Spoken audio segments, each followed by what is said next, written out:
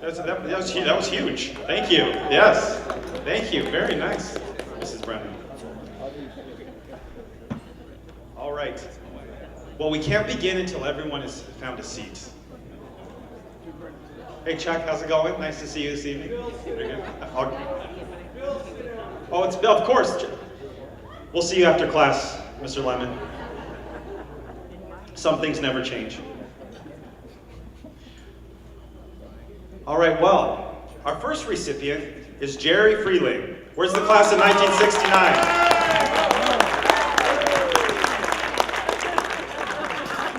Okay, so in the late 1960s, early 70s, the spotlight started to shine on the environment, and a newfound awareness for taking care of the planet was being raised in the United States. And in 1969, when the Chattahooga River in Ohio caught fire, it only added fuel to the environmental movement. Cuyahoga, thank you. Thank you. Yes. Feel free to yell out at any time, too, by the way. If I ever mispronounce a word or your name, shout it out, please. Don't be shy. It's huge. And if you do protest, you won't be escorted out. It's, you know, get them out, get them out. Okay. Oh, where was I? Okay. What, Cahuga? Beautiful. We're all learning something this evening. So it was during this time that one man thought that he might be able to use his talents and skills to actually help make the planet a better place. That man is Jerry Frieling, a man who, yes, give it up for Jerry. A man who for over 40 years devoted his career to the planning, design, construction, and management of drinking water treatment, wastewater management, and water reuse facilities across America. Jerry Frieling grew up in San Bernardino, having attended Holy Rosary for 8 years before starting at Aquinas back in 1966. Yes, Holy Rosary in the house. Woo! Yes. Their class is 69. Yeah, they come to play. They're huge. Yes. Okay, that's enough. That's enough. Jerry was a member of both the football and wrestling teams, but where he excelled the most was in math and in science. Looking back, Jerry remembers Aquinas as a great place with a great class and overall great group of people. And it was from his Catholic education that Jerry developed a simple life creed: to always do the right thing. After graduating from Aquinas, Jerry was awarded the prized Civil Engineering Scholarship from MyTech Corporation, which helped him allow him to attend Notre Dame University. During his first year at Notre Dame, it also just so happened to be the first year that Earth Day was celebrated. And by that time, Jerry graduated Notre Dame in 1973 with a BS in civil engineering. He made a decision to continue his field of study by attending the University of California, Berkeley, upon which he would receive his Master's of Science in Environmental Engineering. Now, Jerry began his career in the water business, working for the Los Angeles County Sanitation District from 1973 to 1977. From there, he moved on to CM Engineering Associates, where he was responsible for founding a division that focused on the contract operation of water and wastewater treatment facilities. From there, Jerry continued to be a consultant for water and wastewater engineering, but it was after going to work for Malcolm Perney, the largest privately held engineering firm focused solely on the environment, that Jerry's career in the water world really began to flow. See it if you're with me. See it if you're with me. Yeah. Whew. During his more than 25 years with Malcolm Perney, he rose from manager of the Phoenix office to chairman of the board of directors. A highlight during that time was overseeing the creation of the South Bay International Wastewater Treatment Plant, which was built by the U.S. government to capture flow into the ocean near the California-Mexico border. Most recently, he shepherded Malcolm Perney through a merger with Aquinas, embarking on a new era that positions the new combined organization as one of the top global providers of water and environmental consulting services. Now, Jerry's career has taken him all over the country, and he's worked with people all over the world. And no matter where he would go, the Catholic values he grew up with would go with him, and all the while working to do the right thing. Well, Jerry, you're all right with us. And that is why, on behalf of Aquinas High School, it is my honor to present you with the 2016 Distinguished Alumni Award. Please come on up and accept your award.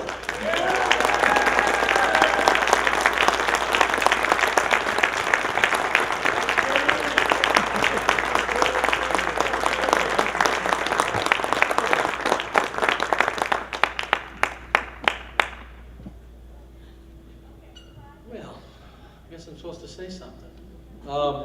First of all, thank you very, very much. This really means a lot to me. This place, Aquinas, means an awful lot to me. It was a special set of years when we were here, and met a lot of great people that are still some of my closest friends. In fact, I'd say that the friends I met at Aquinas have been my friends for life. In fact, a lot of them are here tonight, and I really appreciate they're here. We also have Father Divine here, who was our Dean of Students when we were seniors. He's a really important guy in our lives there.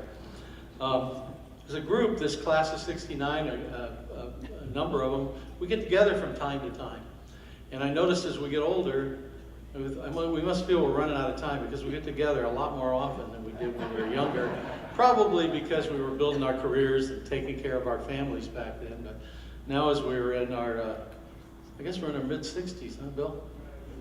Well, I am. Yeah, I knew it was me. We get together pretty often.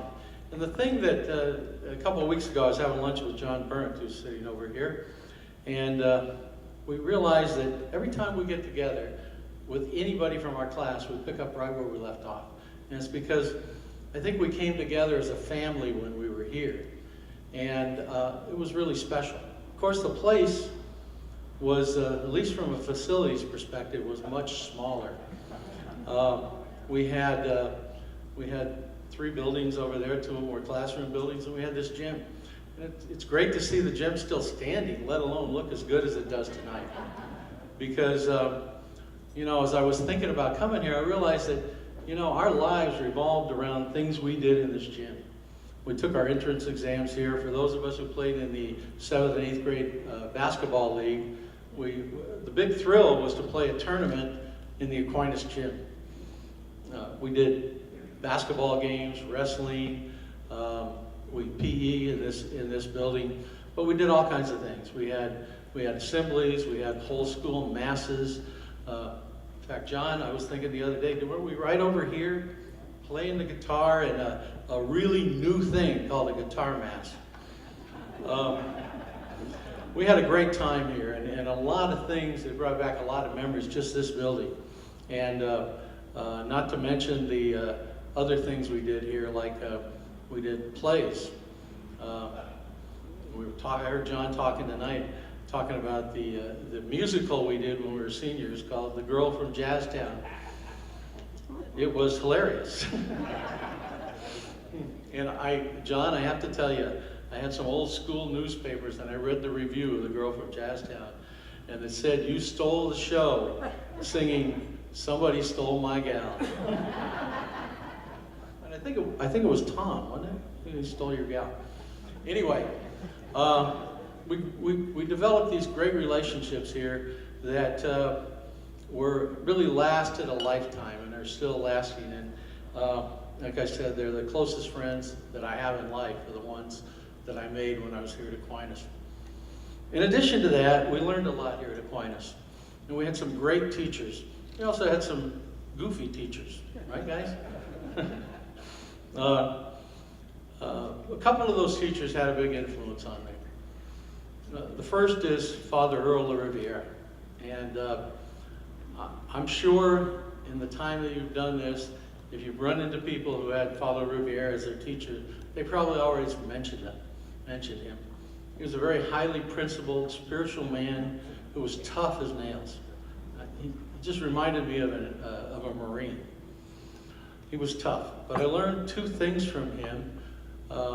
Part of it was to always do the right thing because he demanded that, and that's what he did in his own life. But he also taught us to, the first day he was our teacher, the first day, first class at Aquinas. And he taught us that day to never come to his class unprepared. And that day, when none of us were prepared, and he made us understand that. So we always had to be prepared, and he always gave us more homework than anybody could imagine.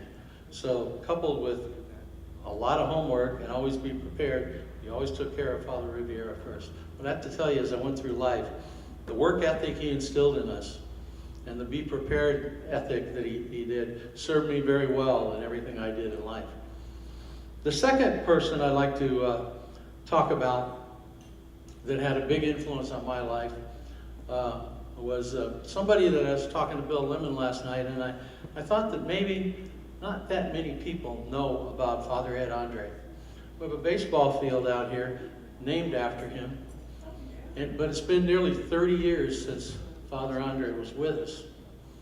And he was probably the most influential person outside of my parents in my life. Excuse me, if I get a little emotional about this, because it's something that touched me a lot. And I'm getting older, and so if you can go to the internet and search for a website called Old Men Crying, and I understand it because it's what I do as I've gotten older. So, but Father Andre didn't become a Catholic priest until he was almost 60 years old. I think he was a seminary classmate of Father Divine. But Father Andre, when he graduated from De La Salle High School in Chicago, and after he graduated, he went down to Notre Dame to enroll in the seminary. And he worked his way while he was in the seminary and college at Notre Dame as the secretary or the administrative assistant to the president of the university. After about a year down there, he had a family emergency and had to leave school and went home, always with the idea he would go back. Well, he took a job with the railroad and rose to the position of special assistant to the president of the Chicago and Eastern Illinois Railroad. And when he was in his mid-50s, he got an early retirement. The railroad wasn't doing very well. They offered him to retire early. And he said, well, now maybe I can go back and become a priest. And he searched, and he went to the Diocese of San Diego where they were taking late vocation. Bishop Buddy took him into the seminary. And when I was in 8th grade, Bill Lemon and Mike Riddell were both there. Father Andre shows up. And he was a parish priest, 60 years old. Well, he became our friend. He became a friend of my family. And he had a great influence on me. When I was a junior, early in my junior year here at Aquinas, I went to Mass one morning at Holy Rosary, and Father Andre said to me, he said, you going to be home this afternoon? I said, yeah. He said, I'm coming over. So he came over. My parents stayed inside, and he and I sat on our front porch. And he said to me, where are you going to go to college? I said, well, I know I'm going to go to college, but I don't know where. I said, maybe Valley College, maybe UC Riverside. He said, no, I think you need to go to Notre Dame.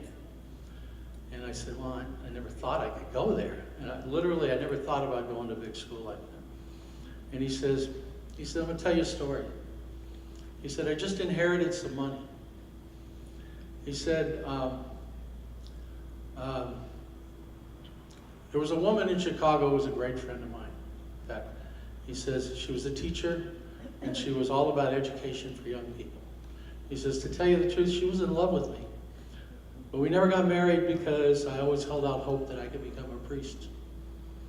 And he says, she died, and she left me some money. And she said, if you would like to go to Notre Dame, you can have any or all of it that you need to go there. I was stunned. So we began to work on getting me into Notre Dame. He helped me every step of the way. We never really used much of that money because we found scholarships and loans and other things we could do. But I'll tell you, and Bill Lemon will know this about Father Ed, he used that money in his railroad retirement to help all kinds of young people and people from Aquinas through the years. He spent a few years at Aquinas, living up here in the gym with Father Divine. And he was a chaplain, said Mass daily, took care of everybody. Well, without Father Andre, who's the field's named after up there, I probably wouldn't have been able to do what I did in my life. and I owe that all to him. Anyway, this is great. I just want to close with saying a little bit about something about Catholic education. I've had 16 years of Catholic education. In fact, my classmate for the 16 years, from Holy Rosary to Aquinas to Notre Dame, was Mike Riddell. I'm very honored to get this award that's named after him. And I look back at when we were here, our tuition was $250 a year. And we were all from working class parents who lived paycheck to paycheck but found a way to pay our tuition in Catholic schools. I look at the cost of attending Aquinas today, and I think it would be very difficult for my parents to send me to Aquinas or my sister to St. Bernardino's as she did. But I think it's something that we can all take very seriously, because I think it's a great thing for us to do what we can that have been through here to help as many young people as possible come back to this great institution. Because, I don't know, maybe you don't realize how much this place means to you until you get older. But I do, and it means a lot, and I thank you very much.